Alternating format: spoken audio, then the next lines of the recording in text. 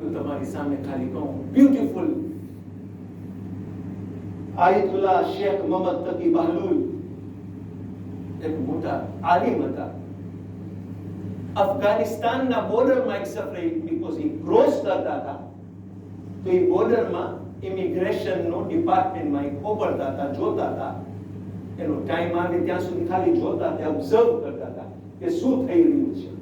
ઘણી વખત આપણે ઘણી વખત એવા ગામમાં જ્યારે જાય ત્યારે માણસ જે પાવરમાં હોય એ ઘણી વખત એવો નાના નાના માણસોને જરાક હેરાન કરે, પૂછે, એને એમ જરાક બિરાવે. તો એક માણસ પાસે કોઈ હતો, એક બર્ડ હતું. એક બર્ડ હોય છે કે જે માણસો એને પેટ તરીકે રાખે છે ને બીજા એને રોકા. અરબામાં બહુ છે કે એક બર્ડ બીજા બર્ડ સાથે ફાઇટ કરે, તો આ ફાઇટિંગ બર્ડ હોય છે. It is there hobby. તો એને કે આ તારો બર્ડ ક્યાંથી તું લઈ આવ્યો છે? તો માણસ કે આ મારો પેટ છે એટલે હું જાઉં છું તો એને મારો પાક છે સાથે લઈ જાઉં છું. કે ના, તું આનાથી ગેમ્બલિંગ કરે છે. કે હું ગેમ્બલિંગ નથી કરતો, આ મારી સાથે આવ્યો, તું લઈ આવ્યો તો એને લઈ જાઉં છું.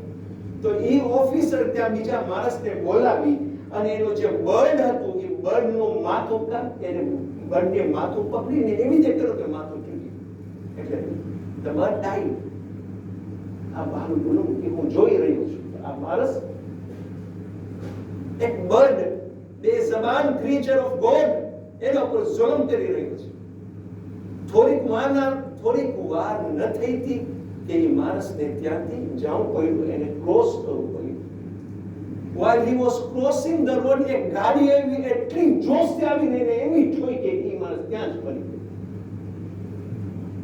ગયો. કે જે ગયો